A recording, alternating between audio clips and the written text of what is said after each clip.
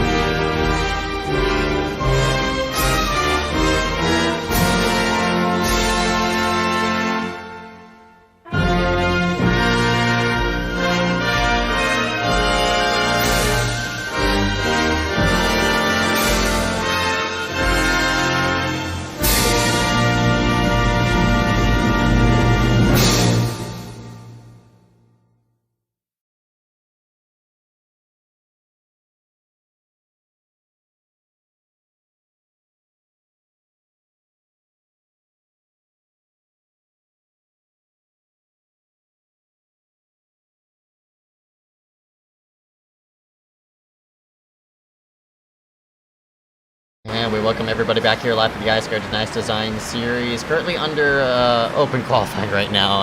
A mistake, of course, made in the session has changed around, and of course, sort of same boat of what we were on Friday night at Iowa, but drivers taking their fastest laps around the racetrack, so of course can't make a mistake, and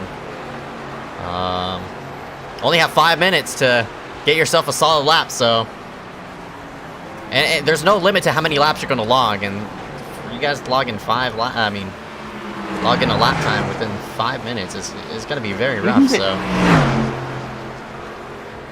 I mean, in a 5-minute qualifying with around 27-28 seconds, you could get probably 8-9 laps in over these 5 minutes. So a bit of a different scenario here tonight, where again, usually that's a problem.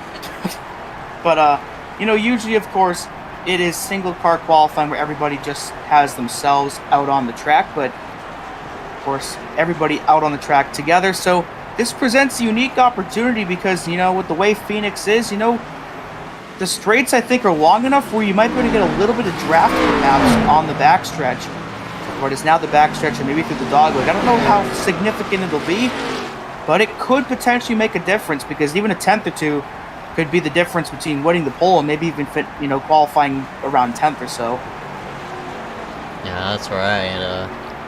Currently 21 drivers have registered for this session, and gotta avoid wrecks as well. Don't want to get yourself into a bad situation in which you get a 0x, and after that you're gonna have to reset your car again, and after that you're getting bottled up in traffic. I mean, in Davin's case, he's sort of following the 41 of Weil, who's trying to get a faster lap time than that third place run, and seems as though not going to work out. No, it does work out for him, and Daffin is going to tow it down on in. He immediately tows it left, and trying to get himself back on the racetrack ASAP to maybe best that number 41 of Christopher Weil, and Hunter Johnson P3, Rosero P4 right now.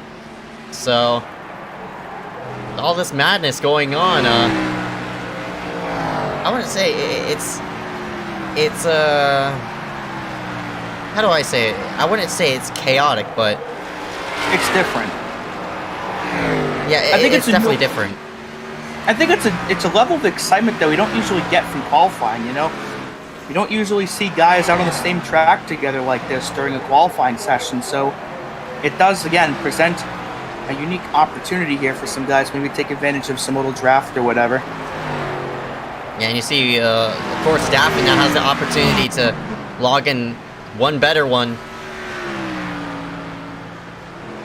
Cero up high, right up against the wall, and we'll see if Daff can best. Hold a second.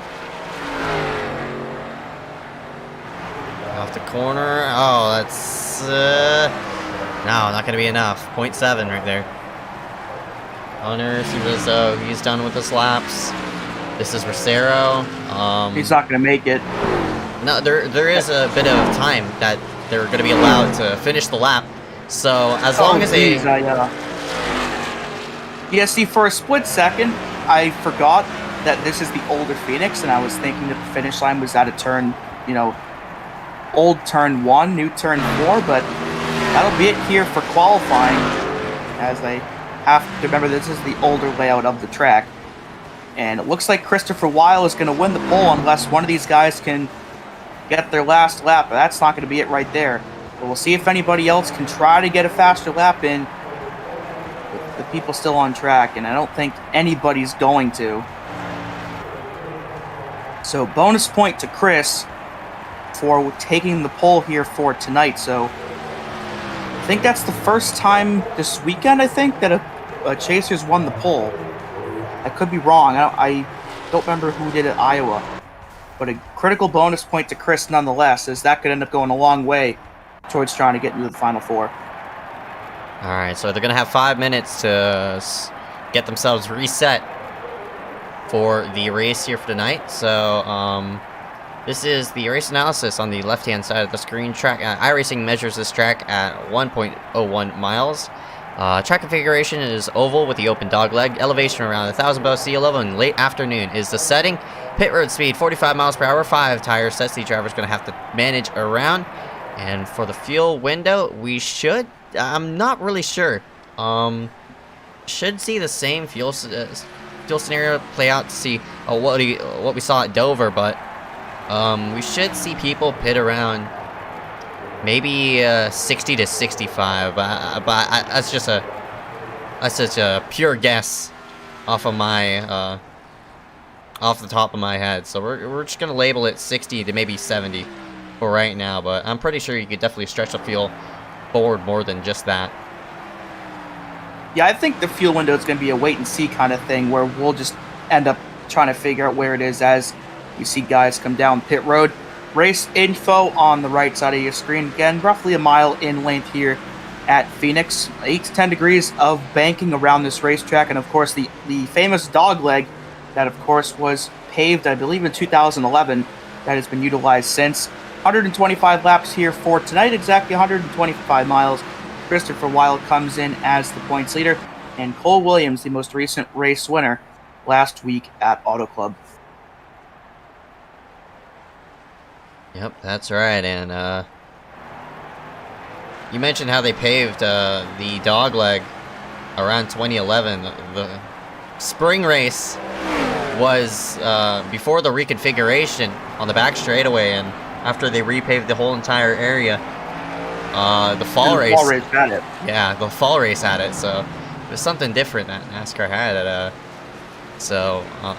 I think it was Gordon who won the final ever race on the old pavement, and after that, coming fall, I think it was Harvick who won the next race, and of course, you know how Harvick is at Phoenix. He just about wins just about every time we go to Phoenix here, but yeah, something interesting. To be honest, the dog leg is cool, but you know, my nostalgic self kind of misses those rumble strips on the grass. Yeah, on the back I do. stretch. Just something about that Phoenix I loved. And I don't know what exactly it was, but I just loved something about it. But this new Phoenix we have is so unique, of course, compared to the old one. Now that these guys have utilized the dog leg, and you know, whenever iRacing decides to put in or scan the updated version of this racetrack, you know, the finish line's going to be right around here where Hunter's going right now. So these guys can fan out 3-4 wide right off the restart. And now with the way the banking is, they can enter turn 3, or what's old turn 3, below that yellow line and make it stick down there. And that's not something these guys could do before that dogleg opened. So, you know, I kind of miss the old track, but it's opened up a whole new way to run this track and how to pass with that dogleg being there now.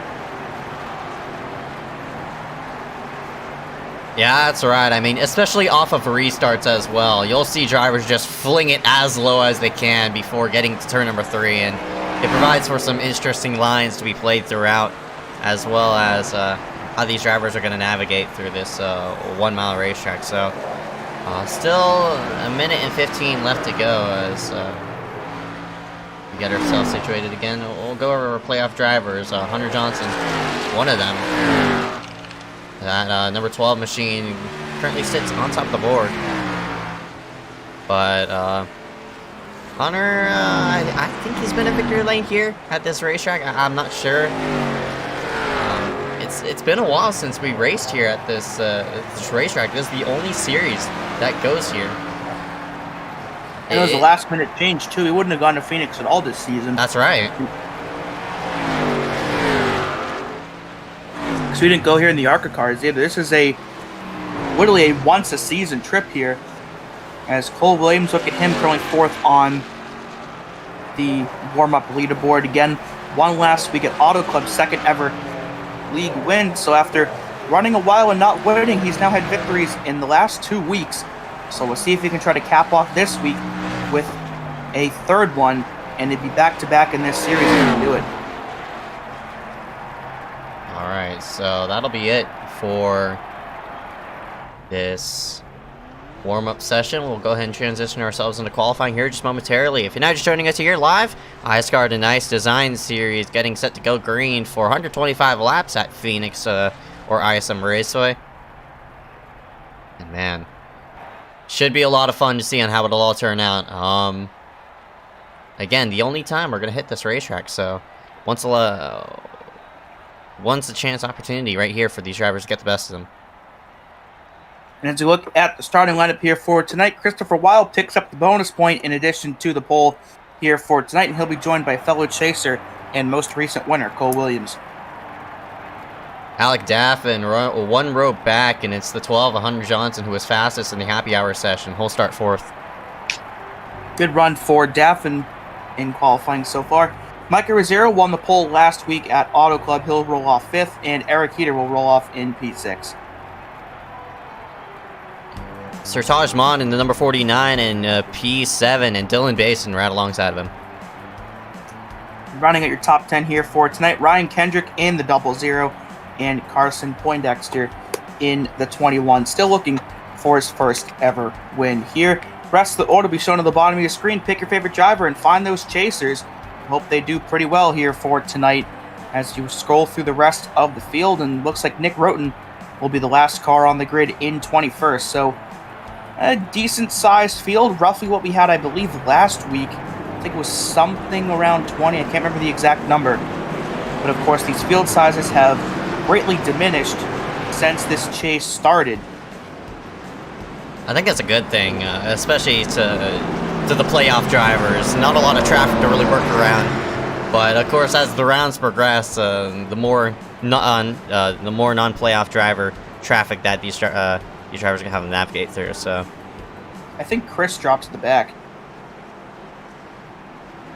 Yeah, and he's all the way back there, and I think we're about to go green this time by. I'm not really sure. It looks like we are. So, the inside line shifts up. So Alec Daffin and Cole Williams will now lead us to the green. iSCAR off of pit road, and we are off and rolling here for 125 laps here at Phoenix. You're working to 1, and of course, turns number 1 and 2, providing a lot of banking onto this big back straightaway that these drivers are going to have to navigate through. And of course, right there, perfect example of how the dogleg can open up some opportunities. And right to the inside goes Michael Rosero.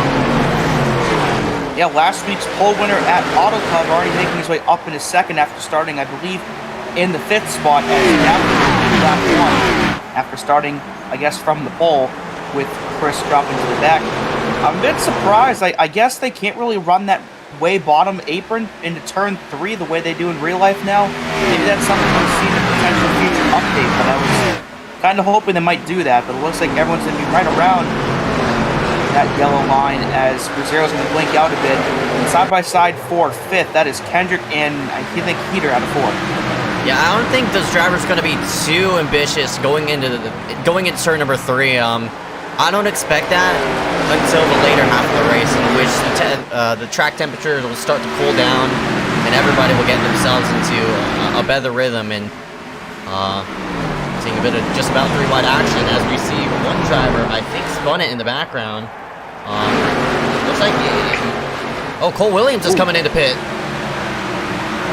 So this is a big development here, pitting from the top 5 on lap number 3. And the only issue with waiting till later on in the race to go down there is that there's going to be absolutely zero grip down there when the groove they're running right now is going to be gripped to everything by that point in the race. So it'll be a big risk if you decide to go down there later on, because you might end up spinning without the tire wear and the grip down there. So we'll see if anybody tries it, but for right now I agree that I don't think we'll see anybody down there. Was this like a stop and go penalty for Cole? I mean, I don't know what the deal there was, but only 2 seconds spent in his stall. Yeah, I'm not really sure about that, as Daffin, of course, retains the top spot for right now. Wow, stuck back in 13th place, but I'm not sure where that penalty really came from, as they're side by side here for this spot. This is going to be the number 21 of Poindexter as well as Basin. Basin working to the bottom side of the racetrack. Poindexter getting a really wide arc in 1 and 2. Washed up in the corner, and he's probably going to lose some spots. So long way to recovery, though. I mean, obviously you don't want to do that, but not the end of the world that he has. Still, we've barely been scratching the surface of this race, so plenty of time to try to get those spots back. And Hunter's got the ball on a 4, I believe, and he will dive it down to the bottom and retain that spot against Eric Heater. I don't know if he hit the wall or if that was just a spark or what, but I saw the spark and then he immediately flew down the track, so I thought he hit the wall. Hopefully he did not, but he'll continue to try to fend off that 3rd spot from Heater. But Daffin opening up about the 7/10 of a second lead right now over Rosero, so I think that 47 might be the best car on the track right now. Oh yeah, by the looks of it, for right now, this 47 has had it nailed down. Around the corner. Oh, he tagged the wall. Never mind that. So gonna lose a bit of time here to this number 23 Rosero into the corner, but luckily has a half a second lead to that number 23. See a bit of battling right here, right behind. It's the 90, the 21, and the 70 all going at it for position. A couple of chasers and non-chasers within this mix as well as they work themselves through. Harry was one of our chasers. Unfortunately for him, was eliminated last week at Auto Club. As somebody's blinking a lot in 3. I think that's Rosero. As Hunter Johnson goes to work on him, looking for that runner-up spot. And speaking of people that were eliminated last week at Auto Club, William Schmidt, the 79, was one of those people. But Nick Miller gave up his round of 7 spot. So Schmidt now with a second life here in this chase and will try to make the most of it as he tries to chase a potential championship. I guess a lucky break for him has brought him back into this 7-car playoff. See, the fight for second is starting to heat up, and indeed, you're right. Hunter does look like he has a bit of right front damage off of turn number 4, but it's still catching this 23 Rosero either way. You see a bit of battling right here as looks like Ryan Kendrick going to fire on this number 1, Liam Sheen, and Kendrick all the way to the apron trying to get a bite. Okay, the 00 should be able to complete this pass as Harry goes wide into 3 and smacks the wall. That's going to drop him a couple spots here as Schmidt will get by. Sheen holds onto that spot over Kendrick right now at the line. But I think that bottom side definitely the preferred line around this racetrack. So I think the 00 should have ease making this pass. And just as I say that, there goes Parker White making it 3 wide and 3. And he might pick off 2 if he can successfully make this pass. Oh, when he squeezes Kendrick a little bit. But he makes the pass work. And this might cost Kendrick a spot to base here on 4 as well. Oh, man, yeah, that was an aggressive move by the 095, and it worked him into 5th spot. What a nice move there to pull himself forward of all that mess. He got by Liam Sheen and Ryan Kendrick, who were going at it for the last few laps. And it has also reeled in the 08 of Dylan Basin also into the mix as well. So we'll see what Basin could do with these 2 drivers right in front of him if he could pull the same maneuver like Parker White did.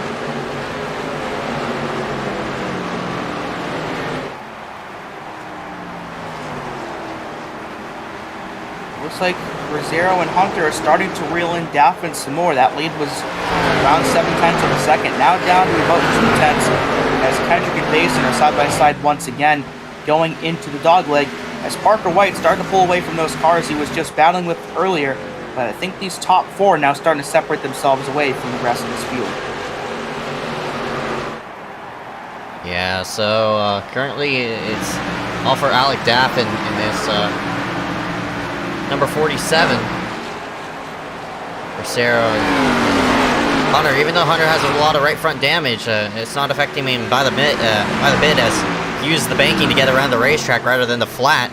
And that saves you a bit of tire as well. You're not scrubbing off a lot of rubber down there on the flat part of the racetrack, and that's why Hunter is electing to go with a longer route. It's going to help him on the long run, but for right now, it's costing him a bit of time since we're only on number 15.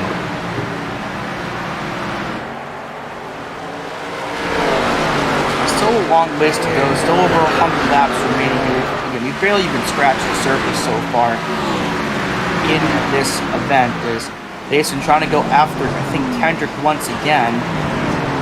Actually, he's gotten ahead of Kendrick, trying to go after Liam Sheen now, out of 4. So the 08 making some early race moves here, trying to crack the top 5. But Parker White, I think, trying to catch these top 4. But I think he has the most separation out of anybody in this top 10 with the cars behind him and in front of him. So he can kind of run his own race for right now. As near contact, I think, with Basin and Sheen, I think they actually did hit each other there into turn 3. Liam, I think, might have just tried to put the 08 in the wall, perhaps, as a, hey, man, don't do that again. So this could be a battle to watch here over these next couple laps. I don't think these two may be that happy with each other right now.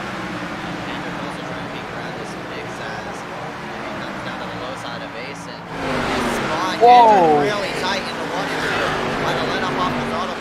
Trent running over bases, and that's going to allow Malachi Drake, Christopher Wild, now moving forward in this mix. But yeah, there was an interesting exchange between Base and Liam, and I don't think it's over yet.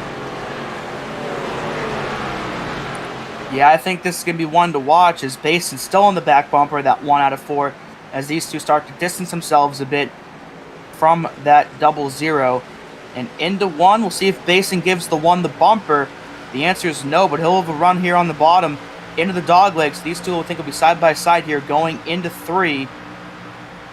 And I think the 08 should be able to complete this pass, and he'll put those left side tires below the yellow line and will indeed take that pass. So a good move there for the 08, puts him up into 6th place as you approach lap 20. Apologies about this,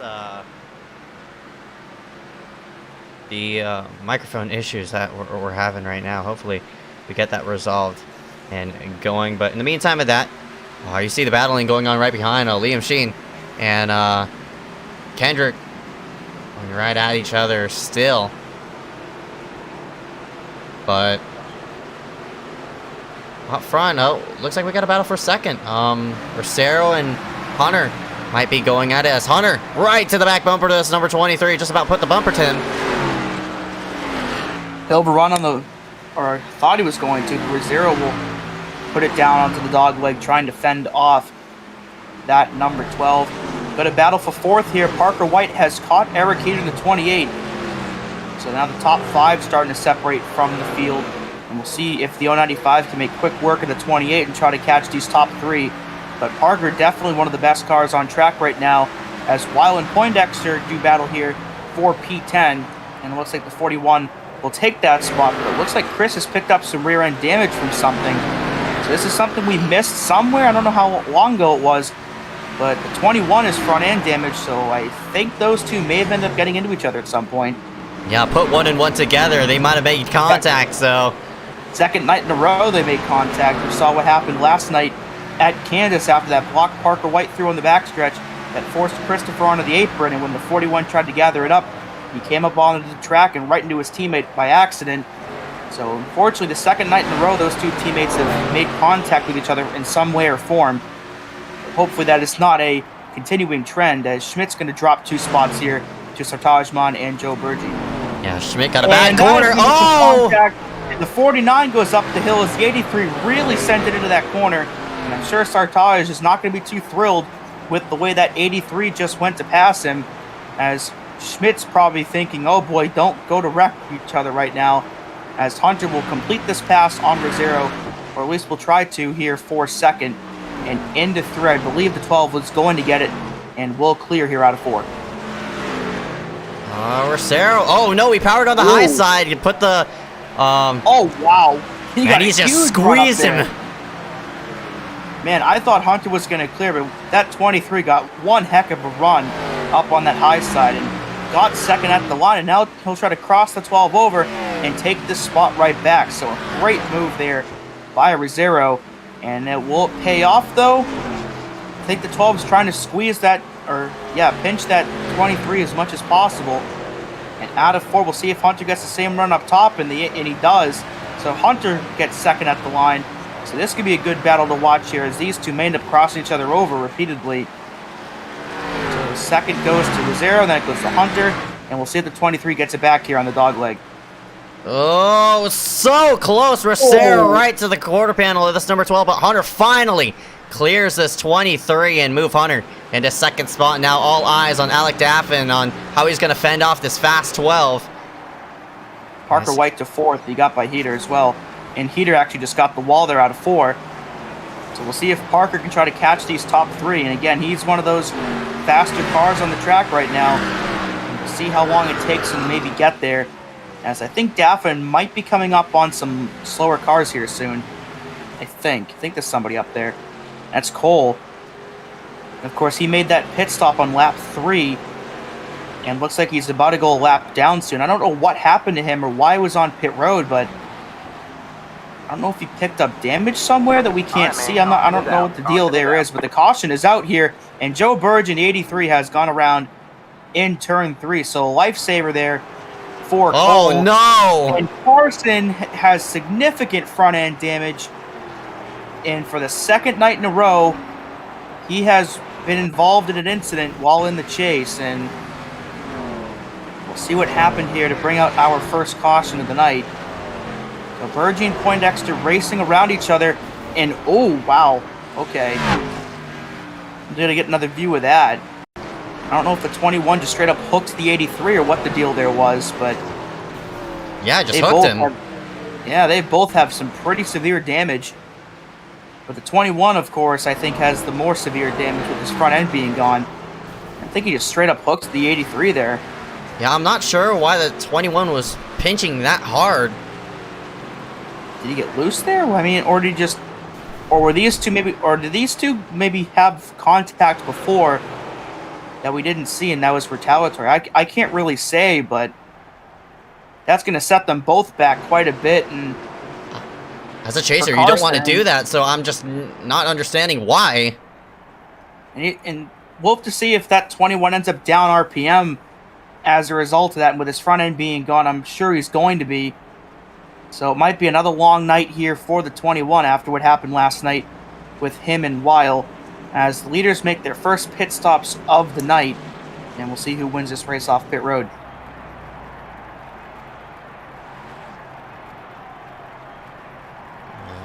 Out, and we'll see on where everybody else is going to shuffle. And you see this is a good break for the 42 of Cole Williams to get himself regrouped and back on rhythm. And Hunter is going to win the race off a pit road over Daffin. So well, now Hunter is the leader. He's going to get an extra bonus point for leading some laps.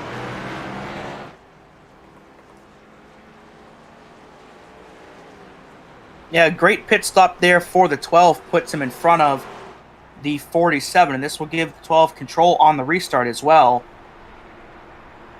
So he'll pick up the bonus point here out of 4. So the second chaser to pick up a bonus point, of course, as Chris won the pole for tonight. But the first chaser here to lead a lap. Caution light's already off, so about to hit the 1 to go. So a very quick caution here after that contact with Poindexter and Burgee. And we'll see how hampered those two are in terms of their damage.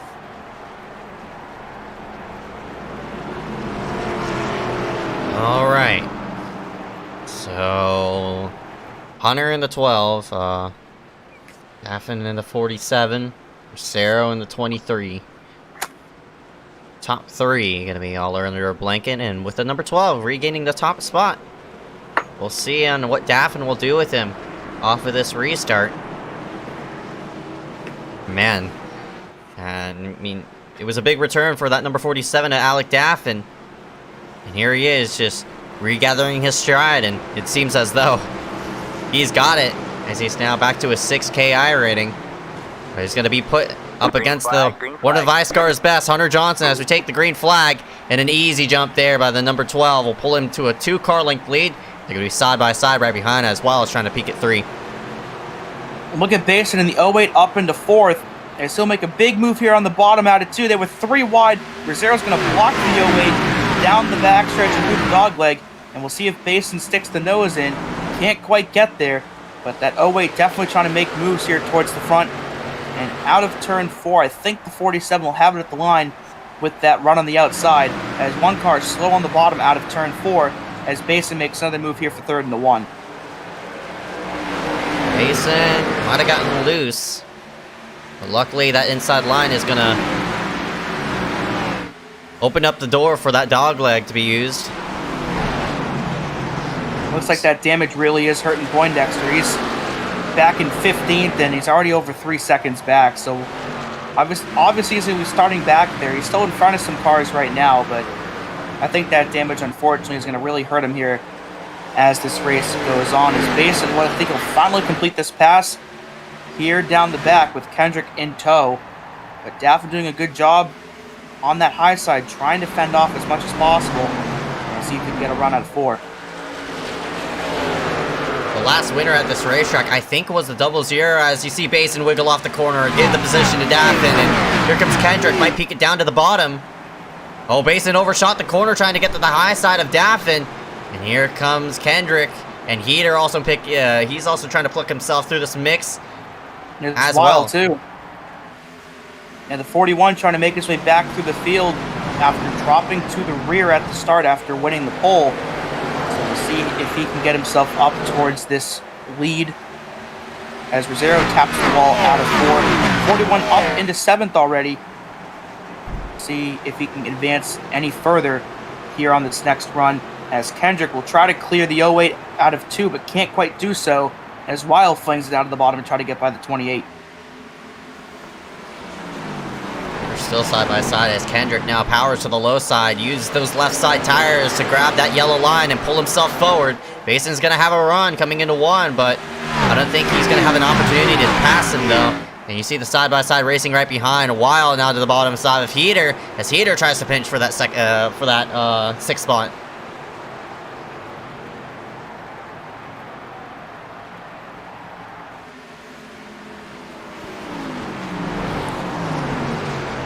Weil gets by Heater there. That is for P6. And out of 4, Hunter's starting to pull away from the rest of the field.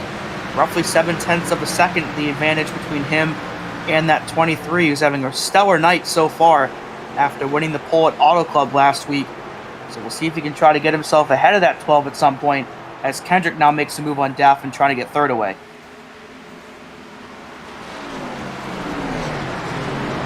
These 3 drivers right here, 2nd through 4th, are all on the same rhythm, and it's now Dylan Basin sort of, I wouldn't say on an island of his own, as Kendrick's going to go to the bottom side of the racetrack, trying to grab 3rd place and a podium position away for the 47 of Daffin. Daffin's been stuck up at the high side ever since the restart, and he's slowly starting to fade back as Kendrick diving himself down to the bottom, but that banking really playing advantage to the 47 as he sails it through 3 and 4. Might get a bite on the high side, but Kendrick down on the bottom is going to keep it contentive and close. And they were just about dead even at the wire, so the more these two battle out, we'll see if the 41 and 28 are going to catch up on this battle. Yeah, Kendrick sails it way to the bottom here, and the dogleg trying to hold on to that spot. And I think he will clear here into 3, as Weil's trying to catch these 2 as well. Up front, Hunter's lead on Rosero now up to a 2nd. For the 12, definitely the best car out on the track right now, and I think he might be one of those cars that's better in clean air, since there's no cars, of course, ahead of him, as I think he was around 5th place for most of the night, but just hadn't quite gotten up there. But that really fast pit stop he had has now allowed him to open up his lead.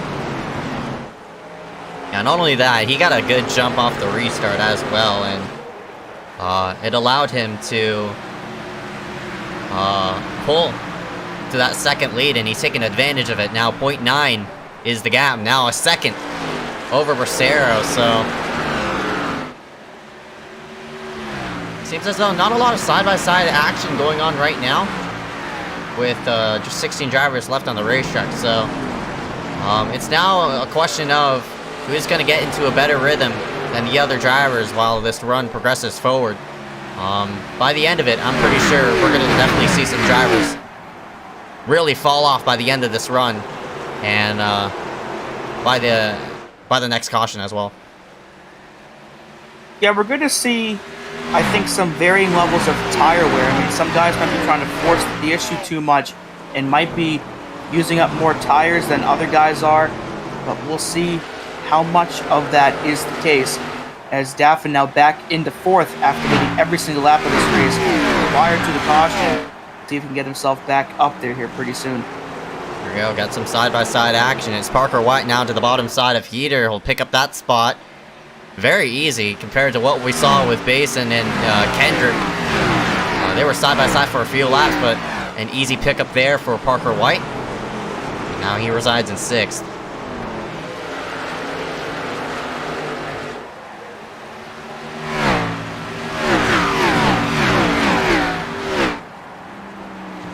Looks like the 41 of Weil has caught the 47 of Daffin. I think he can make a move perhaps in this next lap, but it's got Parker White in the 095 to worry about here.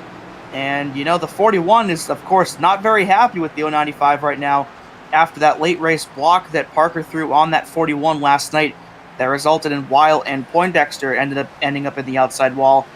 So you know that 41 is not going to let that 095 by easily. I don't think the 41 would, of course, wreck him or anything, but he'll definitely be a pest in terms of trying to, defend his position.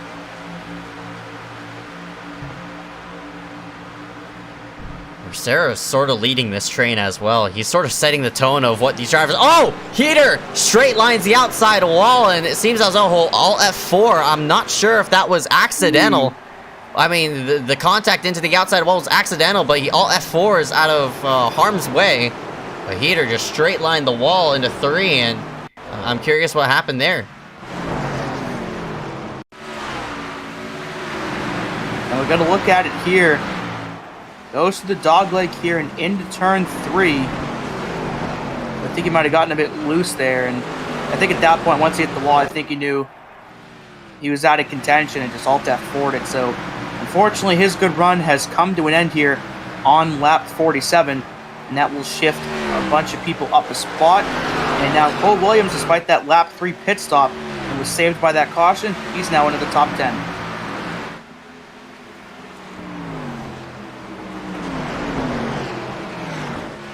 Oh man, they're starting to stack up here from second on back.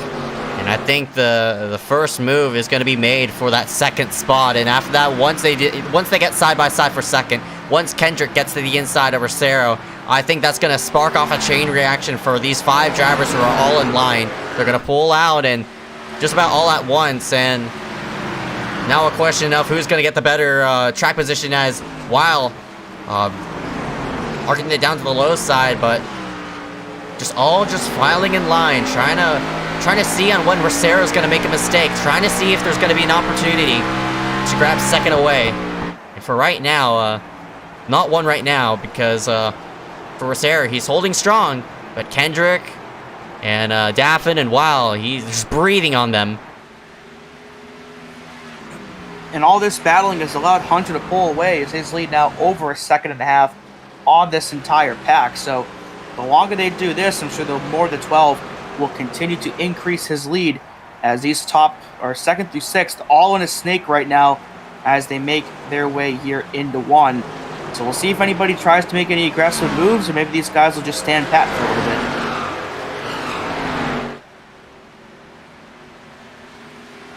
Yeah, outside of this big pack is Liam Sheen, Malachi Drake, Cole Williams. Cole, of course, we talked about his pit road incident. Not sure why he pitted, but he's battling it out with one of our 7 chasers. That's Malachi Drake and Liam Sheen right in front. And also got a battle right behind with William Schmidt and not Garrett Hess, but Harry Grindle by himself. And Garrett Hess right in that number 91. And you see Poindexter right behind, and Dadgar in the 06 as well. But for the number 12, Hunter Johnson, it's been a smooth sail ever since he grabbed the lead away from that pit cycle, and he's pulled himself by 2 seconds. But again, this battle for second it's still brewing, but no moves have been made. Yeah, that damage definitely hurting Carson Poindexter, unfortunately, and it's going to be one of those nights where he's going to have to hope for some more attrition, like what we just saw what happened to Eric Heater in the 28. And of course, that when you're a chaser, that is never what you want to have to do. But I think for Carson, it's about all he can do for right now. As battle for 5th, Parker White has gotten underneath the 47 to Daffin, and I think he'll complete this pass out of 4. So Daffin, despite leading those first 30 or so laps, I think his car might be worse off in dirty air, because he's now dropped another spot and now sits back in 6th and really goes wide here in turns 1 and 2. I think his tires might be shot here. Yeah, I think all that battling on the high side has really hiccuped this number 47 to Daffin. So Daffin will fall into the hands of 6th spot. I think he'll have to have a caution to reset himself and get himself back into a better rhythm of what he is right now. And you see how loose he is off of 4. He just about tags the outside barrier, but still running strong for right now. The fight for 3rd is starting to brew up as well. Just about got to the inside of Kendrick, but to make anything happen.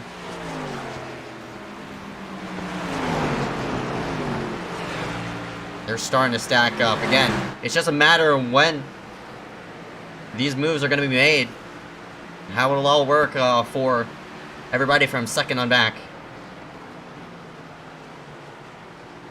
Yeah, we'll see when these guys decide to make moves. As I think Wow got a tiny bit scrolly there out of 4, but we'll see if anybody else is in the same tire predicament that I think Daffin's in. But for right now, I think the 47 has the most worn tires, at least in this group of 6 here. Rosaro's done a really nice job of holding on to that second spot, and we'll see if Kendrick can maybe get a run here coming out of turn 2, but with all these guys still stacked up the way they are, Hunter's lead now up to 2.5 seconds. Here he goes. Yup, here comes Kendrick. He's going to make the move to the bottom, and this will, again, set off a chain reaction as Kendrick, oh, he rolled it into the corner enough to keep it side by side with the 23, but Rosero seems as though he'll have a nice exit off the corner, enough to clear the 00, and it seems as though Wild was not on the scene enough to make a grasp at Kendrick, but Kendrick overshoots the corner in 1 and 2.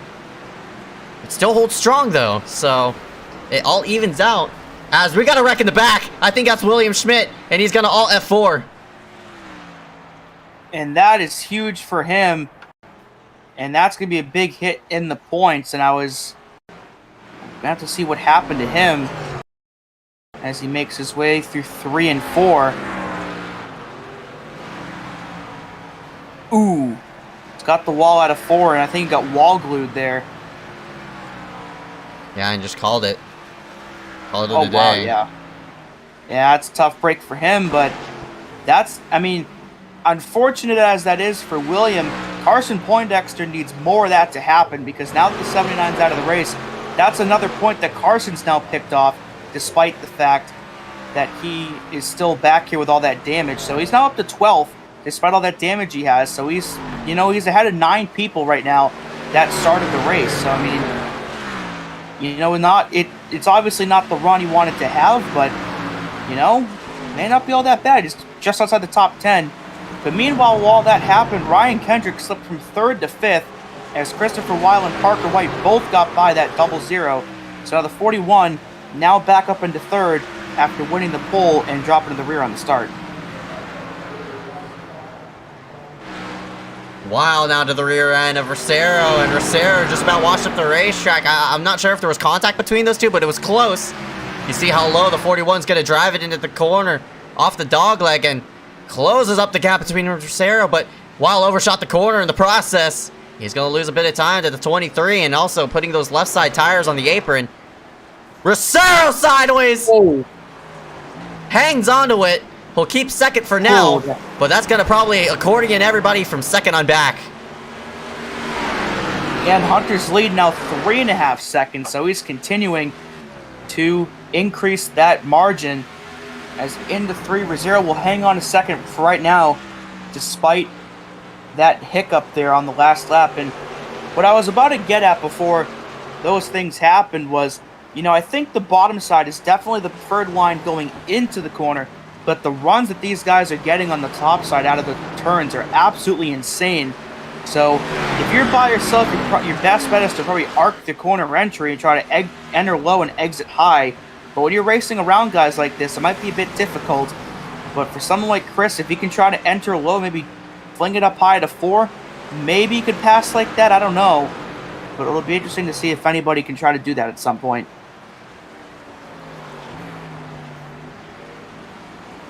Yeah, and they're still just nose to tail. It's 1 second. It's a 1 second range from 2nd all the way to 8th spot. So if any of those drivers within that range make one big mistake, that's potentially 8 spots just down the drain. So they got to be careful of what they're tinkering around with, and how it'll work. And I think the reason why the 12 is pulling away, watch the gearing on his car. You just see the gear, it's all the way on the bottom of the ticker. He's not shifting here. Oh, he is shifting here. Ah. So Hunter's shifting in 3 and 4, but not only that, watch into 1 and 2, he's also shifting in 1 and 2. You'll see the revs just spike through, and that's why Hunter is just pulling away. It's just so far, and we'll have to watch Rosero. We'll see if he's shifting. Oh, he is as well. He too is shifting. Well, So I guess I would assume Wild probably is as well, as Parker White flings it up high. We'll see if Wild shifts here into 3. And Rosero is... yeah. He's not shifting. So he's shifting in 1 and 2, but he's not in 3 and 4. But Hunter's shifting in both. We'll see if Wild does here, because I'm curious how he's running this. So here into 1 and 2. All 4th. And we'll see what he does here going into 3. So Rosero we know is shifting in 1 and 2, but not 3 and 4. And it looks like Wild is staying in 4th as well. So perhaps Hunter has unlocked a secret, I guess. Though if it's a secret, we've literally just exposed it to everybody watching this stream. But, you know, it's working out for him for right now. That lead over 4.5 seconds now. And with this, if this thing goes green all the way, it's going to be quite the margin of victory if everything goes according to plan, I guess. Yeah, that's right. And I find that interesting that Hunter's shifting in both ends of the racetrack, as I think Dadgar is going to make the left-hand turn on the pit road for maybe an early pit stop. Looks like Christopher.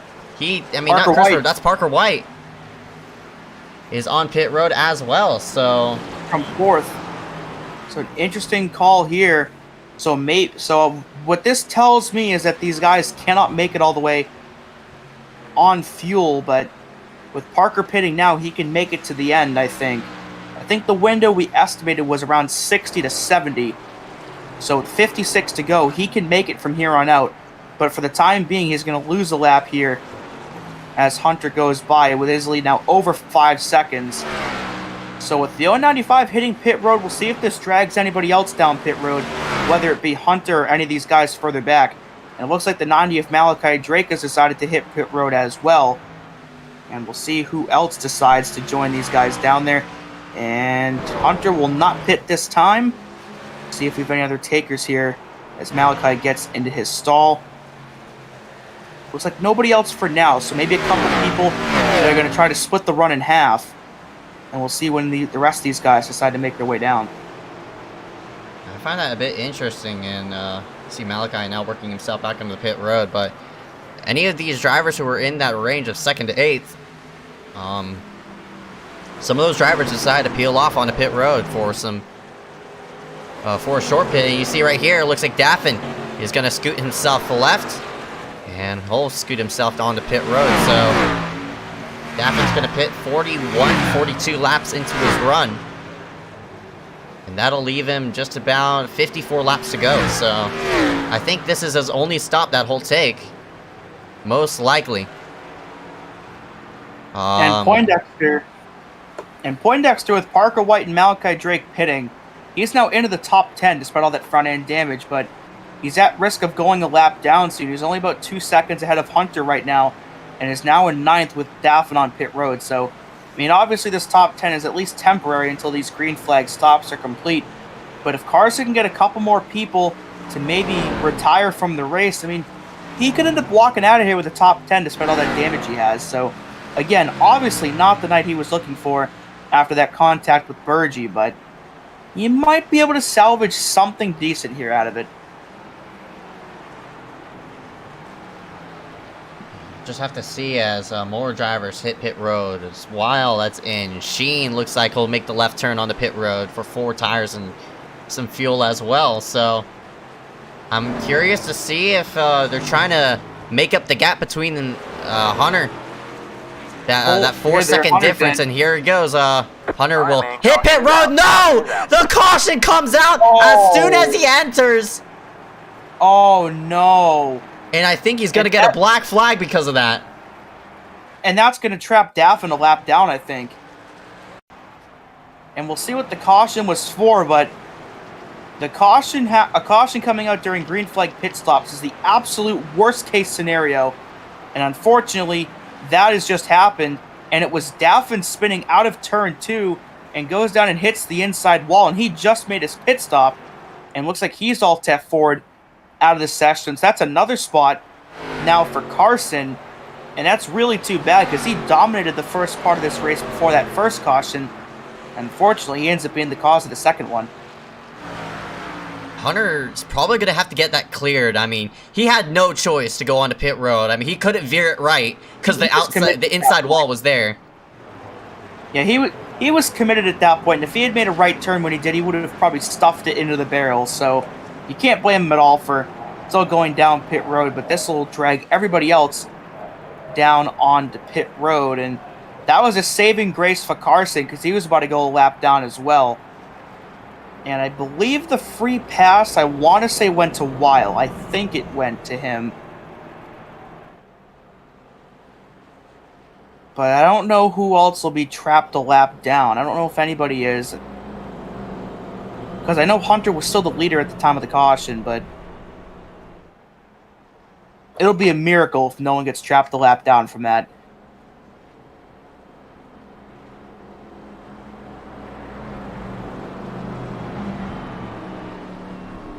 Looks like the only person who's trapped one down is Dadgar, and he did hit pit road earlier. Probably Corey Long is going to have to work himself onto pit road for a fuel stop. And indeed, he goes on in, and this has shuffled this entire order. And Parker will re-hit pit road. Not sure about that, but guess who it shuffled to the lead? So Cole Williams in the 42, and we saw him have that early pit stop on lap 3. He is currently the leader because he was in second place when the caution came out. He got by Rosero on track before the yellow came out. So that'll be a bonus point for him for leading a lap here in tonight's race. So lucky break for him that the caution came out when it did, and Hunter already being on pit road. So Dadgar and Weil at the 1 to go, and Malachi, well, they'll circle around to the tail end. Because I believe Chris was a lap down when the caution came out as well. So he took the wave around with everybody else pitting. So we should get the 1 to go at the line. So this puts us, if the 1 to go comes out this time, that'll be a 47 to go at the restart. And indeed, we have the 1 to go. So under 50 to go now.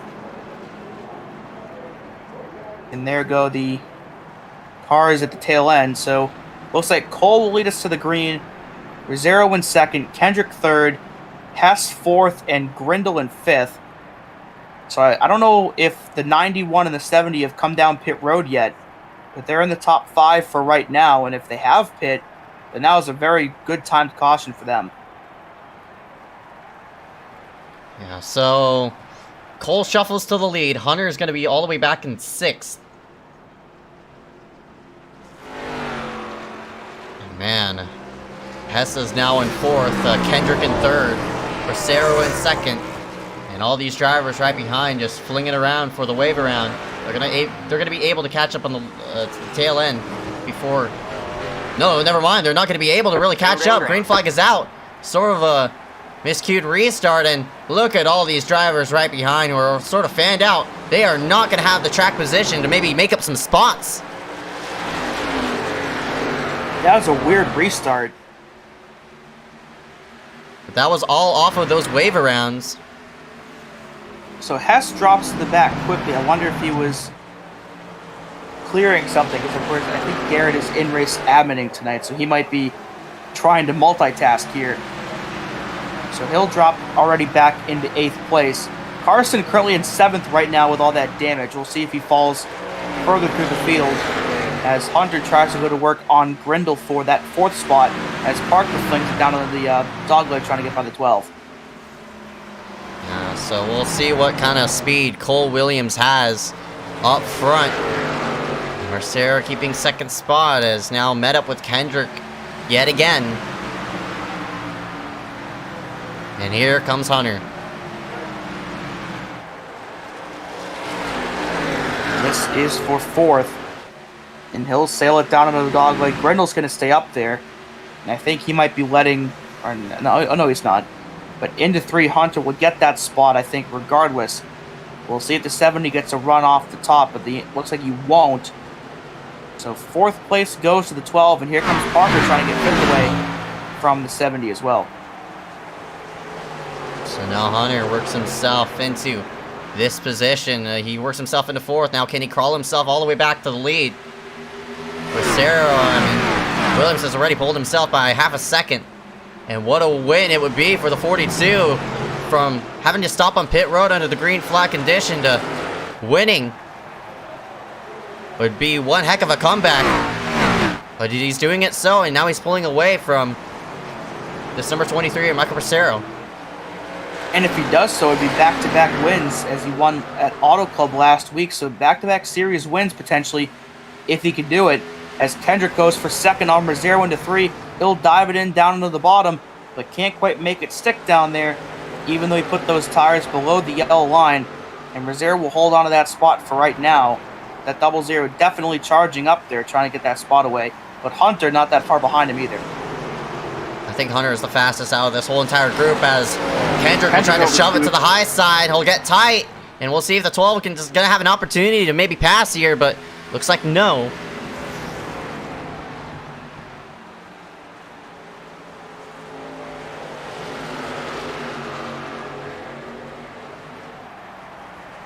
Cole's lead about a second now over these next 5 cars. And it's another 3 seconds back from Grindle to Poindexter. And Weil is still stuck behind him. Weil is a second behind Carson. I don't know if Weil picked up damage somewhere or what the deal here is, but maybe Carson was able to repair some of that damage and get some of his RPMs back. But I'm curious as to why Weil ended up so far behind unless he wasn't totally caught up when they went green. You nailed it. I mean, he wasn't caught up as he was taking the wave around, and it screwed looks like 3 playoff drivers, Sheen, Weil, and Poindexter, but Poindexter running the 4th car. I mean, he's the 4th chaser in line. Cole Williams is the first one. And after that, it's Hunter Johnson who's getting sandwiched. No, actually, then it's Poindexter, then it's going to be Weil. So Weil's the 4th chaser right now. The people who would be screwed, I think, would be Liam Sheen, William Schmidt, who's not in the race, and I'm missing a person. Yeah, William is out of the race as well. It's Malachi Drake. Yeah, Malachi. He's sitting 10th. So, I mean, I don't know if it's going to hold up, but at least for the time being, Carson is the 3rd chaser on track, and you know, being the 3rd chaser on track is not a terrible way to finish the race off. I mean, obviously he wants a better finish than where he is, but if he can get 7th with the amount of damage he has, I think that's definitely still a successful night in terms of trying to recover. As here comes Hunter trying to get 3rd away from that 00. Won't be able to get the nose in right now, but he's definitely there, and he's definitely making his presence felt. Kendrick washed up into turn number 3. I think he's going to be able to make a run on the high side. Indeed, he does so. So Kendrick now, never mind that, Hunter. Big opportunity to sail on the inside, and will probably be clear off of Kendrick. There he is. Good move. So Hunter in a 3rd. Trying to gun for this spot as well under Bracero. Nobody has yet to pass Bracero, honestly. He's been really, really strong tonight. He has not been... I think the only time he was passed on track was Cole right before the caution came out. And it looks like the leaders are coming up on Corey Long in the 93, so they're going to put him a lap down here in a moment.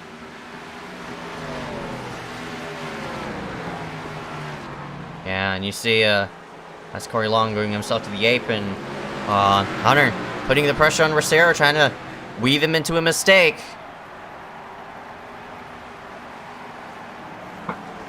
Really do so for right now, but trying to find an opportunity, wash him up the racetrack, scare him farther into the corner, what you want him to do, and here comes Hunter.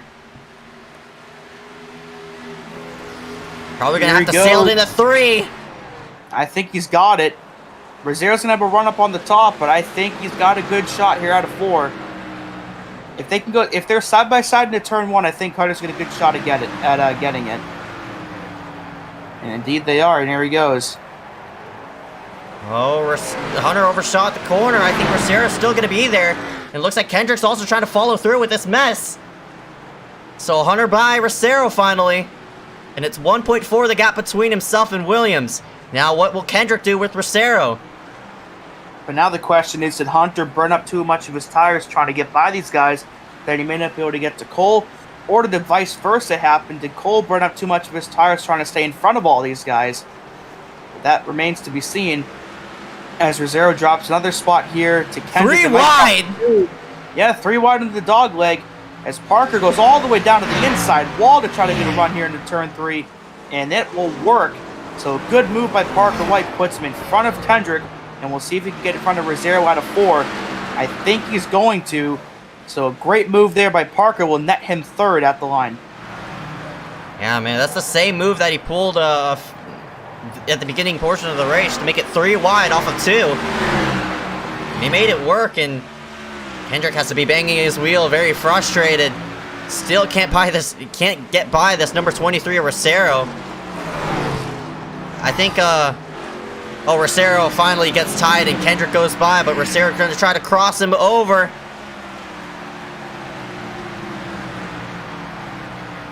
And we'll see what Kendrick's going to do up on here on the high side.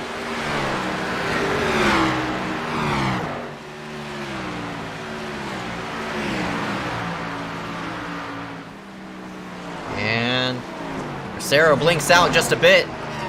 They're still side by side. I think he's got it here. Kendrick's gonna have the ground on top again. And 00 will have it at the line, but I think Rosero will have a shot here into 1.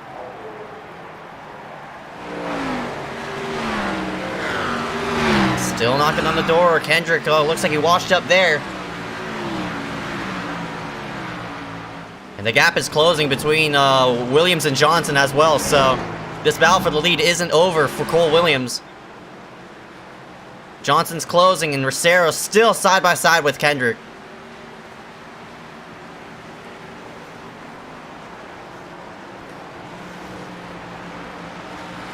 So Rosero slowly starting to fade a little bit, now back into 5th after holding 2nd for pretty much the entire race tonight.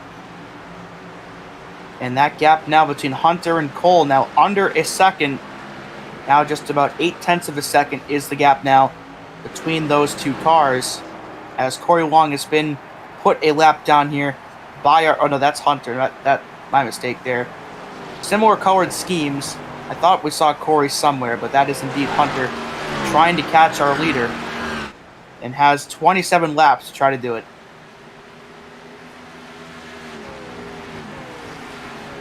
Gap's closing. It's now 0.8 between Cole and Johnson. But again, I mentioned about the tires on Hunter Johnson. Is he using too much tire getting to that number 42? And is he going to have the opportunity to pass him for these next 25 laps? You have to see of it.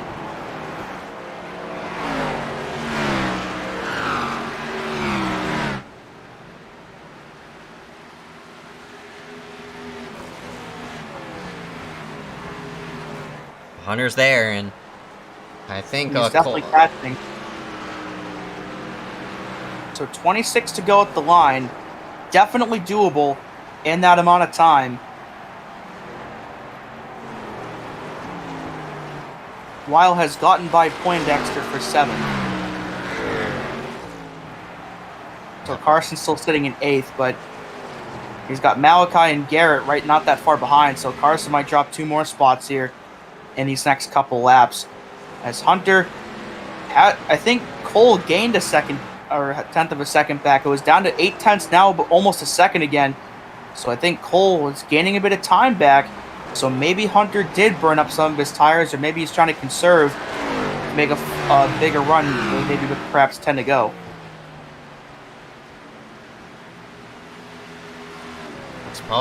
He probably has to do that. I mean, I think, Hunter's shifting, but Cole isn't, so Cole might be burning up. We saw that earlier. Yeah, I mean, Hunter's shifting more frequently than Cole is. And Hunter, he's making up the gap, but not powering out the corner like he needs to. Yeah, we saw how much time the 12 was gaining earlier when he got in the lead up to about 6 seconds when he pit and the caution came out. And I'm sure shifting played a big role in that. And now it's playing a bit of a role as he tries to get this lead down and get by that 42 for the lead. But that gap still hovering around 9/10 of a second, so he's not closing for right now, but again, still 22 laps to go and still plenty of time for anything to happen.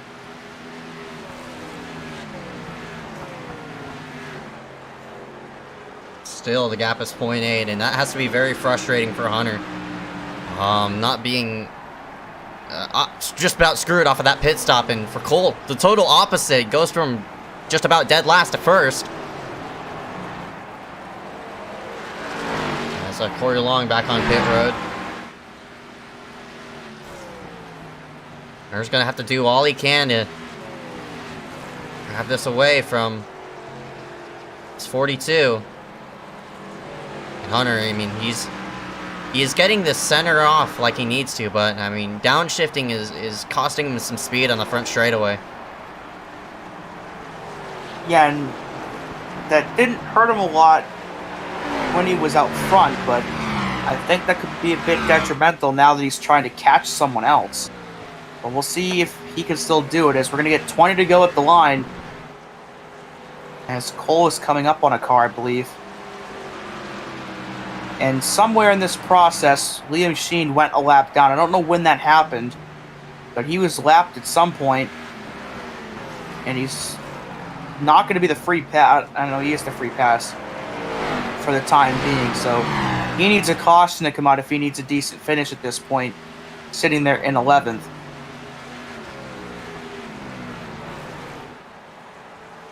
Yeah, the gap's now opening up. Back to a second. Back to a second, so it seems as though Cole is slowly starting to pull away from Hunter. Cole trying to go 2 in a row here, as Parker White is closing up on this battle.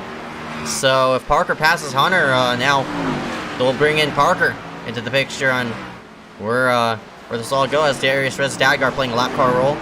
Hunter could get a good entry into 3, and this definitely cost him some time. Yeah, Dadgar now 2 laps down, and now that cost Hunter about a tenth or so. Now about 1.1 seconds is the difference. As you mentioned, Cole trying to go 2 for 2 here, or back-to-back in the series. Parker White trying to go back-to-back overall, as he scored the win last night in the Cup race at Kansas. So 2 different drivers here with an opportunity to go back-to-back in some capacity. But of course, the 095 is a really tough customer ahead of him in Hunter that he has to go through before he can try to get that lead away.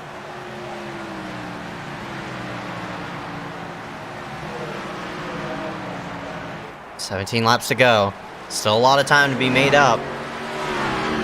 But I mean, they're just hitting very similar lap times. I mean, 29.3 was the last lap that Cole hit, and it's a 29.3 for Hunter as well, but he was slower on the 100th spectrum. It was a 38 that Hunter hit versus Cole's 37. It's 0.2 this time, and it's 0.3 by Hunter, so Hunter lost a tenth off of that exchange, and I am not sure what that was about, but Hunter disconnects off of that mess, and that looked like a hardware issue. Yeah, he just straight lined it right into the wall, and I think he alt F4 to prevent bringing a caution out. But that was absolutely bizarre, and that is big for him. You have to remember, he's in the chase in this series, so now there's implications for him, and if he's done for the night, that's another spot for Poindexter that he's not going to lose, and another spot for everyone else in here. But an absolutely bizarre chain of events as he was trying to catch the 42, and it just straight lined right into the wall, but alt F4 before he got there. So Parker now back into second, about 1.6 seconds back at Cole. Kendrick to third, Mazzaro to fourth, and now Grindle to fifth. Man. That was a terrible break there for the 12. So, I don't even know what to say off of that. So now Parker White will be in second. Kendrick moves into third, or Sarah in fourth. And it's Harry in fifth. So our chasers, as they run right now, is first, it's Cole Williams. Then we have to scroll all the way back to Weil, who's technically in second. It's going to be Malachi, then Poindexter. After that, Sheen, who's going to be in fifth off of this mess. So Hunter's going to be in sixth, and Schmidt's going to be seventh. Yeah, so we've slowly started to see the attrition that guys like Carson needed. I mean, he's now gonna, barring anything crazy happening to him over these last 12 laps, despite getting that damage almost 100 laps ago, or roughly 80 laps ago, he might walk out here with the top 10 out of this whole thing. So that, goes to show you that perseverance is key, even if it's not looking that great for you. Don't just give up and leave if you end up in a situation like that. If you stick around and tough it out, you might just gain some spots. And for the 21, he's done just that tonight.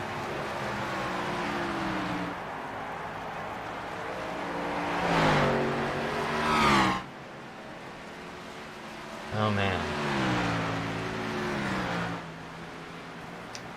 1.5 is the gap between Cole and Parker. It's slowly starting to close, but I mean, I don't even know if it's closing now, but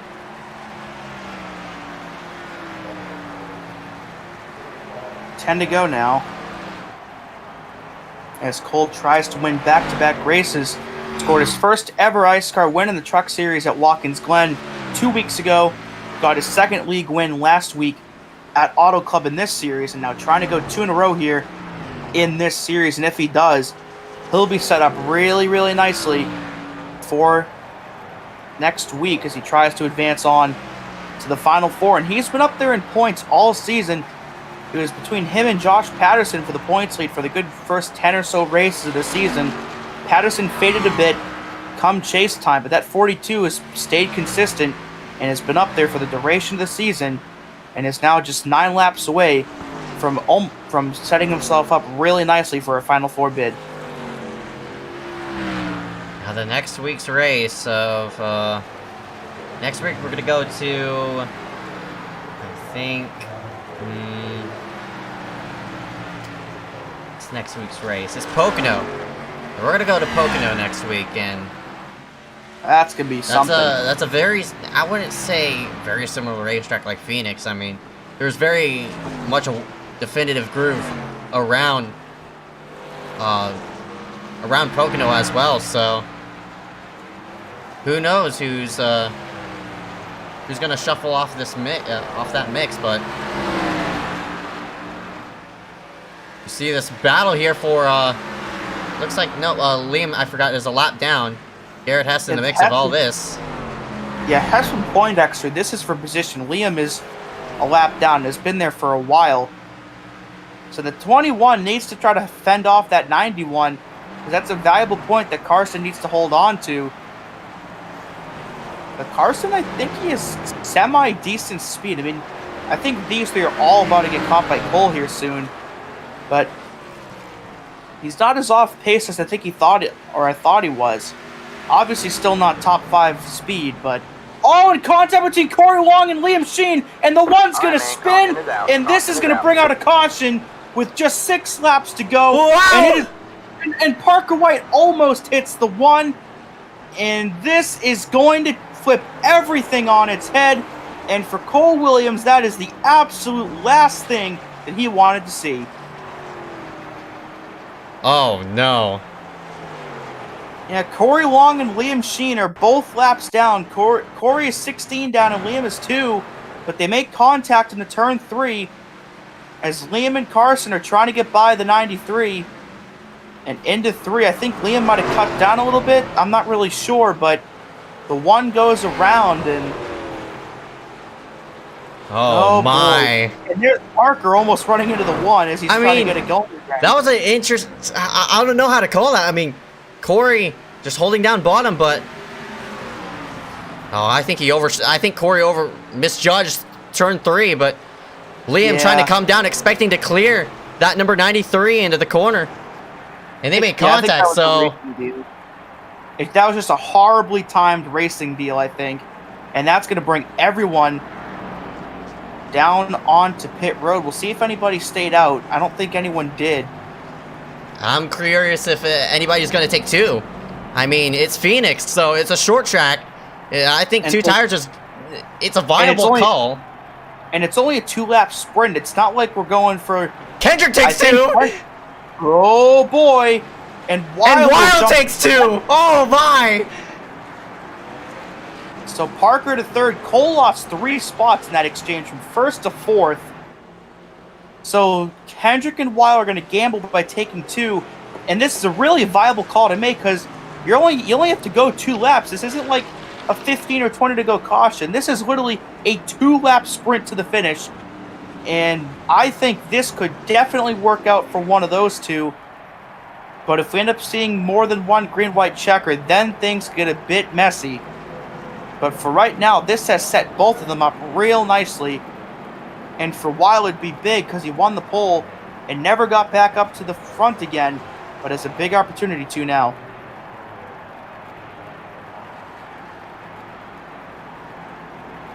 Oh, boy.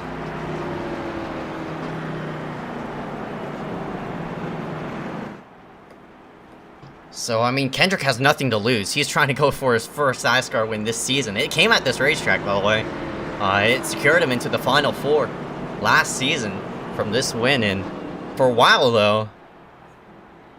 Oh, man. I'm not sure why the 2-tire gamble.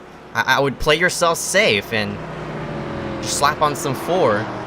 But, I mean, he knows for sure 3 chasers have some sort of issue. It's Schmidt, Hunter, and Liam. And for Liam, he's trapped 1 lap down. He can't get any position back. So...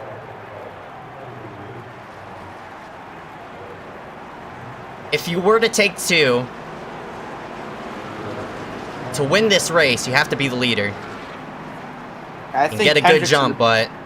I think Kendrick's in the best spot here. Yeah, Kendrick's in the best spot, but who knows what Parker is going to do with... I was just about to say, Parker on 4... Yeah, and he's starting on the inside as well, and with Cole on the high side, right behind the 41, this is going to be interesting and how it'll all shape out to be, so... Oh my. I don't even know how to... There are so many different ways this could go. Yeah, and it... Because if Kendrick goes early and Parker times it right where he goes at the same time Kendrick does, that could set the 095 up really nicely. But if one of these top 2 spins the tires, it could elevate that other line, but... Here we go. Kendrick, Weil, White, Williams, and Rosero, the top 5 here for the green-white checkered restart. And Kendrick hits the throttle early, and we're off and away with 2 to go. Who will come out on top here at Phoenix? Weil, I'm not sure if he's going to be clear. Parker White looks like no. And they're side by side, and that's what Kendrick needs to see in his mirror. Weil's slow, they're starting to fall back. Oh, no! Harry gets put in the wall. The outside wall with contact with the 0. They're going to stay green, but Parker White is going to go up in a second as the 70 is going to drop quite a few spots here out of 4. And out of turn 4, white flag is out here at Phoenix. 1 more lap for Ryan Kendrick. Can his 2-tire gamble pay off? It's working off for right now. He'll have just about 2 more corners to make something happen. I don't think the gap is close enough, but Parker could do all he can to send it into 3. Here he goes. He's got his shot into 3, I think. He's going to really dive it in. He's all the way to the apron. That is the first time anybody's been down there all night, but it is not going to work here. And out of turn 4, Ryan Kendrick's 2-tire gamble will pay off, and he will win here tonight at Phoenix. And Parker got loose on the apron as well, so it resulted in Cole finishing in 2nd place. And for Ryan Kendrick, that has to be super sweet. Yeah, Parker White dropped from 2nd to 6th by going down there on the bottom. The only person that went down there all night, and it did not work out at all for him. But with him losing those spots, yeah, that put Cole to 2nd, and Chris ends up 3rd. So, an absolutely brilliant call there for Ryan Kendrick. Nets him the victory here tonight. When at multiple different occasions, it looked like Hunter had it wrapped up, and then it looked like Cole had it wrapped up, but the 0-0 prevails in the end. Wow. Man who running part-time this season picks up his first victory here at Phoenix, just like he did last season. And for Kendrick, again, it has to feel very, very sweet to finally be back in victory lane. Yeah, it took him a while, but he finally gets it done here towards the end of the season here. Unofficial results on your screen. Ryan Kendrick, your winner here for tonight. Cole Williams ends up in second. Christopher Wilde drops to the rear from the pole on the start. He rebounds for third. Micah Rosero gets fourth. Malachi Drake ends up with a top 5 after not being up there all night. Parker White drops from second to sixth on that last lap move. Carson Poindexter goes the last 98 laps of the race without a front end and ends up in seventh. And then Garrett Hess, Harry Grindle, and Liam Sheen will round out your top 10. Dadgar rounds himself out 11th, 1 lap down. It's Long, Johnson, Daffin, Schmidt, Heater, Sertage, Basin, Berge, and Howe rounding out the top 20. And Nick Roten did not start the race. He will be 21st. We'll be back here in just a couple of moments. We'll have top 3 interviews, and we'll see what Ryan Kendrick has to say about his big win here tonight at Phoenix. So be sure to stay tuned and come back here in just a couple of moments for these post-race interviews.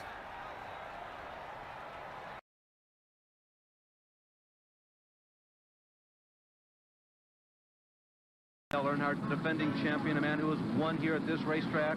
He has been absolutely second to none in 1987.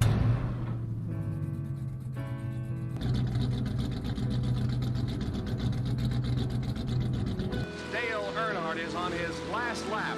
This will be his 24th career win, his 4th win of 1987 out of 6. Dale Earnhardt wins the first Union 400 at North Wilkesboro.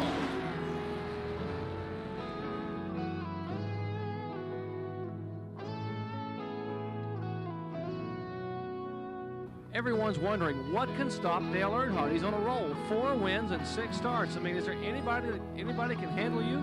There may be a little more here underneath the sheet metal. Well, I'm sure this afternoon we'll know a lot more, and we've got 500 miles to run. We'll see what happens. Good luck today. Our magnificent 19th annual $500,000 Talladega 500 is won by Dawsonville, Georgia's Bill Elliott, and the siren is beginning to ring. You'll probably hear it in Dahlonega. Bill Elliott has won. Davey Allison.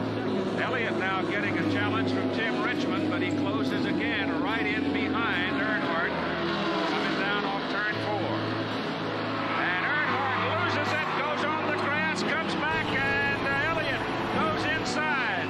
And Earnhardt still got the lead. Incredible. Decent driving by Earnhardt. 7 laps to go. Earnhardt went on the grass.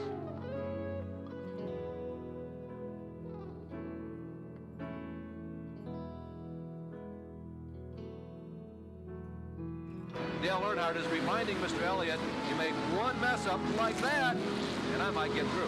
When you come to North Wilkesboro on a short racetrack, you expect some fender to fender and even some paint trading going on out there. We've seen it already as Brett Bodine gave Jerry Cranmer a nudge in the rear end, and now we're seeing some great competition out there between Dale Earnhardt and Bill Elliott.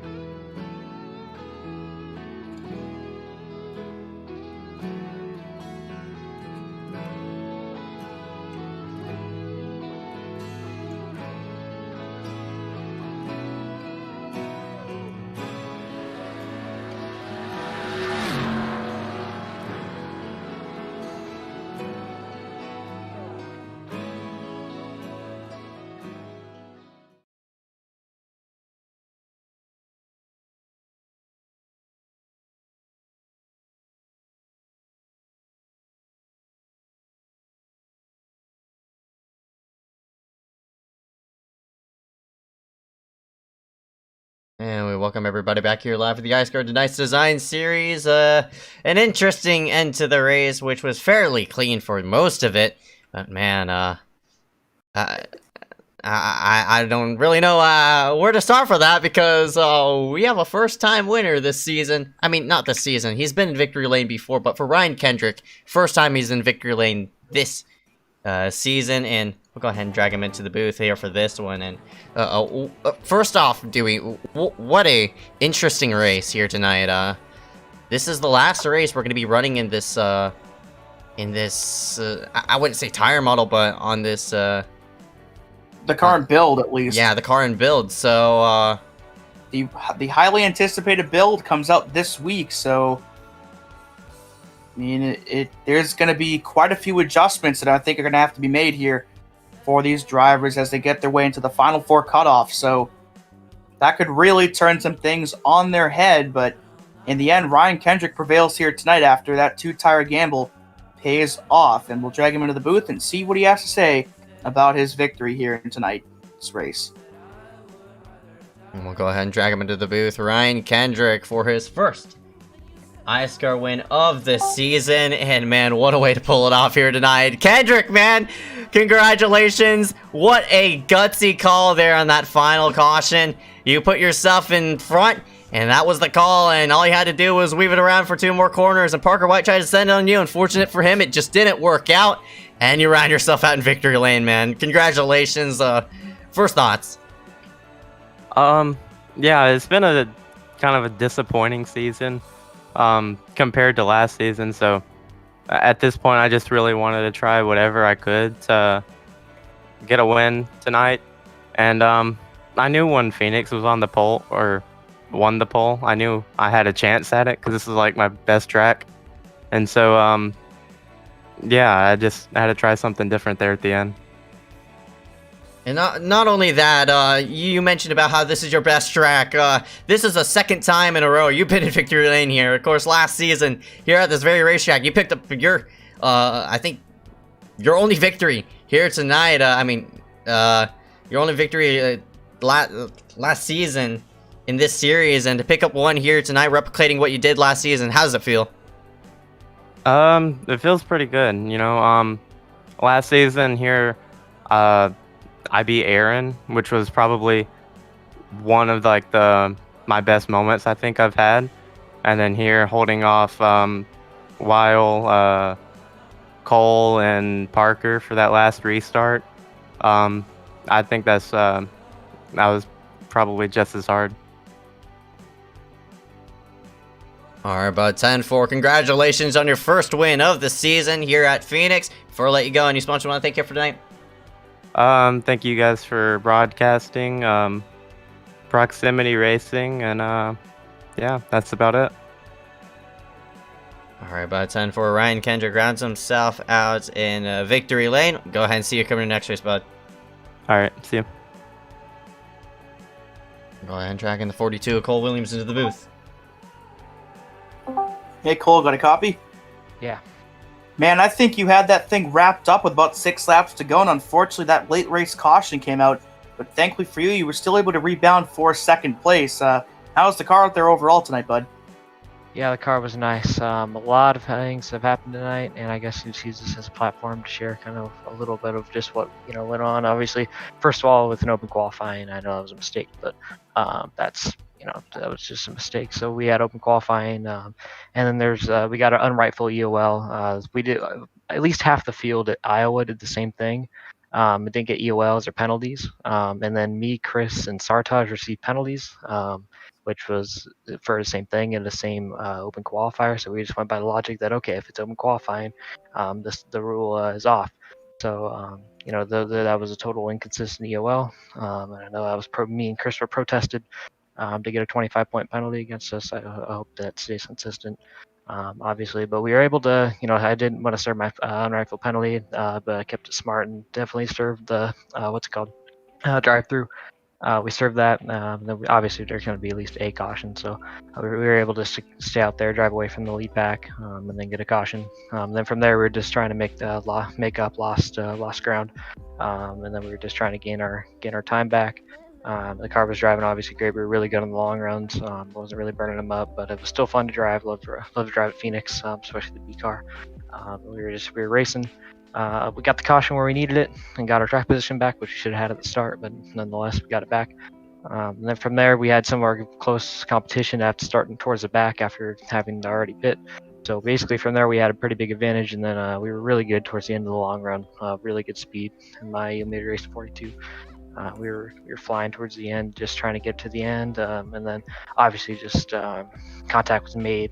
Then the dude pinned it wide open like Nick Miller did yesterday, and received suspension. So pinned it, spun out. Obviously I couldn't expect anything less. No cautions late in the race for slight contact, and then pinned it wide open.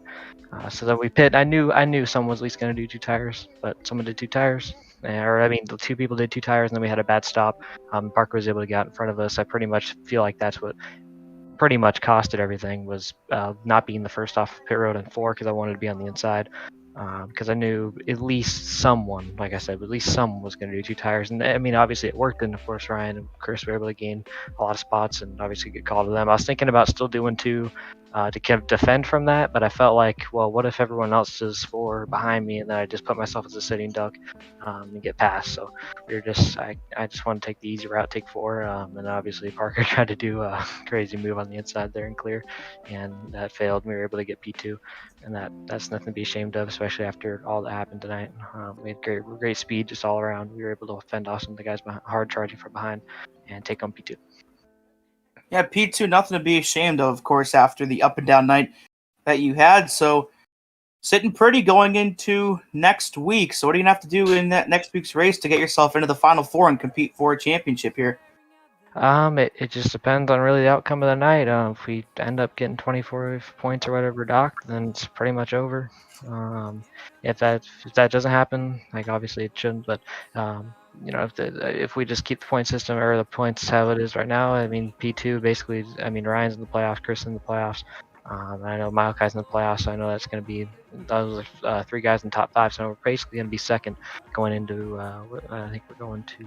I don't remember where we're going to, but hopefully a mile and a half or something like that, because I feel like that's where we have the best speed. Hopefully we just need to get long runs. I mean, we haven't been really having that many big fields tonight for the last kind of ending of the season. So hopefully maybe we can get a little bit bigger field, but also just go green. We were able to do that a lot tonight. We showed we can drive from back basically to the front. And we were able to, I think either way without the caution, I think my strategy was going to be able to get me at least to P2. Obviously, Hunter was pretty much a dominant car all night. Then his track position was taken away with self-spin on a caution right as he hit pit road. So that kind of sucks for him. That's usually kind of how his luck goes. He lost his track position and almost still drove up and beat me. So he's going to be definitely one of the ones to beat. Obviously, still in the playoffs. I know he didn't finish that well tonight with whatever problem he had towards the end, like 13th or whatever. So, he's definitely going to be fighting for a lot when we go next week. So we're going to have to be on our game, hopefully just get a top 5. It should be plenty. Obviously, we're able to get 0x, probably most laps led and a lap led. So that helps a lot for bonus points and all that. So I think we still gain more points than Ryan did out of this race. We still might be number 1 seed going into the last race, which will help big time. So yeah. All right. And before we let you go tonight, any sponsors or people you want to thank here for your run tonight? I just want to thank Yomi Racing, all those guys back there, all the support. Great guys back there. Team, shout out to Parker and everyone that was in the VC race. Obviously, Parker almost got the win there, but he said, I'm just going to send it, see what happens. And he turned left and almost cleared. But shout out to him. Shout out to Appel Games, Ecosystem Diecast, Stealth Energy for always coming on cars. Shout out to Corey Hart's making the car. Looks beautiful as always with the DeNise Design playoff banner on it. And we'll go get after it next. What is it? Basically the cutoff race. I know we still were in the playoffs for all 3 series. I think we're going in there with, I think we're going in there all in the top 4 for each and every one of the top 3 series. So hopefully we can do the Ryan Kendrick and our winner tonight, do the Ryan Kendrick and get in all 3 series. And maybe chase championship and a Homestead for all 3 of our iSCAR series. Definitely have a good shot to do that. Cole Williams, P2 here tonight at Phoenix. Hope to see you back here next weekend in Fort Homestead. Thank you, man. Dragging the 41 of Christopher Well into the booth here after 126 of Hectic Racing. While you were stuck back with your adversarial and in the midst, I would say around that top 5 of just most of the race, and seems as though it was just super hard to pass. And that caution came out. Of course, big reset button. Elected on with 2. Elected off of 2, and it seems as though it paid off. You find yourself out here through tonight. Just walk me through the race. Yeah, the 2 tires paid off massively at the end. I think I was running like 7th before that caution, and finishing 3rd is probably around where I deserved to finish the whole race. I definitely was never faster than Hunter Johnson at any point during that race, so him leaving kind of gave me that free spot, and I think Cole Williams was always better than me on long runs, so realistically, 3rd place is where I should finish, but we had a little controversy in qualifying at the start of the race that put me at the back of the field, which was kind of a little inconsistent with Friday's penalty rulings.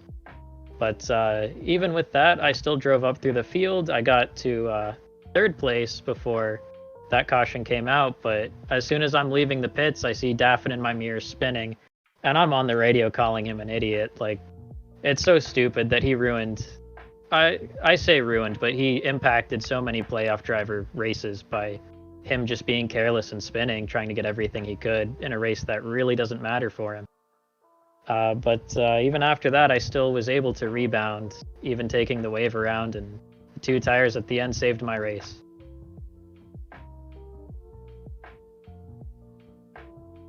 And of course, round yourself out 3rd here tonight. The second playoff driver out of the 7 who hit the racetrack here tonight. So we're going to Pocono next week for sure, rather than switching tracks last minute. So what are you gonna take off of Pocono? And of course, not only that, on Friday the new build, that's when the new build happens rather than on Tuesday. So very little practice time, rather than just a day and a half to get yourself set up for Pocono. So what are you going to have to do to maybe adapt to all the changing conditions out on the racetrack? Yeah, Pocono's a track that historically I've been pretty good at. I'm really glad tonight's race changed from Gateway to Phoenix, because I'm good at Phoenix. I suck at Gateway. So that was kind of a breath of relief for me. But with that new build coming, I mean, I don't honestly expect much to change. I know iRacing is talking up like, oh, we've got a new super speedway air model, but that probably won't be in effect at Pocono. And then I think they're trying to get a little bit more dynamic track working, but Pocono's historically mostly a single groove track. Other than maybe turn 3, you can take different entries in there. So I don't really think it'll affect Pocono, so I'm just going to go in there with the mindset of running well and doing what I need to do. I definitely got enough points to just have a quiet, nice day at Pocono. All right, about 10 for Christopher Wild rounds himself out in 3rd place. But before I let you go, any sponsors want to thank you for tonight? Yeah, I always want to give a shout out to my Schramm Poindexter Motorsports teammates. They kept me level-headed and cool during that race when I was a little heated at things. So big shout out to them. I definitely wouldn't have finished 3rd without them. And that's all there is. All right, but Christopher Wild runs stuff out 3rd here tonight after starting himself on top, or supposed to start himself on top. Go ahead and see you coming to next race, bud. Yeah, see you then. That'll be it here for interviews, and of course, big congratulations to that 00 Ryan Kendrick for picking up the win tonight here at Phoenix. But Dewey, go ahead and lead us off. Well, it's here. The cutoff weekend for the Final Four is upon us now that this race is complete. Of course, the Super Late Model Series will be at Five Flags on Wednesday. Hopefully, we don't have a session glitch like we had last week. We can get the actual race in this time. So be sure to tune in on Wednesday for that. The trucks will be at Michigan for the Final Four cutoff there on Friday night. So that should be a good one. Cup Series will be at Indy next week. And these Xfinity cars will be at Pocono. So good slate of races here to determine who will be the championship 4 that will run for a title and some cold hard cash. So be sure to tune in for all those races. But once again, congratulations to Ryan Kendrick on his first win of the season here in the 3rd last race of the season. And for Ezeckiel Reyes, I am Dewey Schramm. Thanks for watching.